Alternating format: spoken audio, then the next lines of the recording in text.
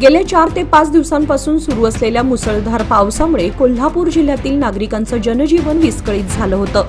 पुराचं पाणी रस्त्यावर आल्यामुळे याचा फटका जिल्ह्यातील दूध संकलनालाही बसला आहे। वाहतूक मंदावल्यामुळे गावागावातून मुख्य रस्त्यापर्यंत दुधाचे भरलेले कॅन आणून गोकुळसह अन्य दूध संघापर्यंत पोहोचवण्यासाठी कर्मचाऱ्यांची धडपड पाहायला मिळाली। तर सीमा भागातून वाहणाऱ्या दूधगंगा आणि वेदगंगा नद्यांना पूर आल्यानं निपाणी देवगड महामार्गावर वाहतुकीची कोंडी झाली होती। सकाळी 10 वाजता पावसाने थोडी विश्रांती घेतली, यामुळे दुपारी 12च्या दरम्यान कोल्हापूरकरांना 4 दिवसानंतर सूर्यदर्शन पाहायला मिळालं।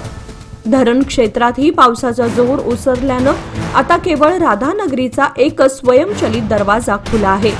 यामुळे कोल्हापूरकरांना काहीसा दिलासा मिळाल्याचं चित्र पाहायला मिळत आहे।